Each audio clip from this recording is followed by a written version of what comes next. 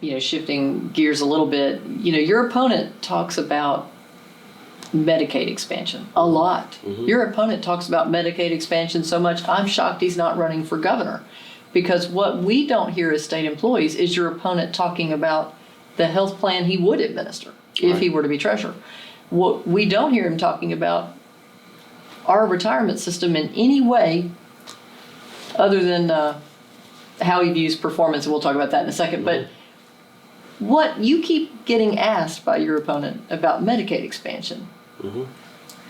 What can the treasurer do about Medicaid expansion? Well, the treasurer does not set laws and does not set policy. And I think you've interviewed the state auditor, and she would tell you the same thing. Mm-hmm. So I'm always confused when this question comes to me as to, does he really understand what job he's applying for? Now, what's interesting about this is that I wasn't born at the top of the ladder. I didn't win the lottery at birth. I'm like most people in this state, grew up in a single family household and struggled mightily economically for the rest of my life.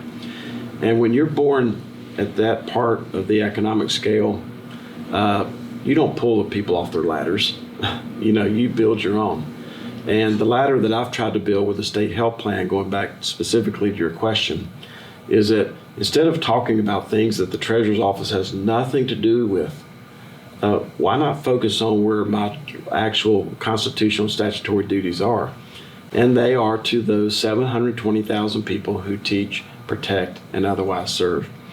Because really, when you talk about Medicaid expansion, all you're talking about is more access to health care. Yes. What we're trying to do with lowering the family premiums for the state health plan, which, by the way, we have frozen for 4 years, in light of rising health care costs, in light of the fact that we're not getting full appropriation for health care, in light of all that, we've still been able to freeze family premiums for 4 years.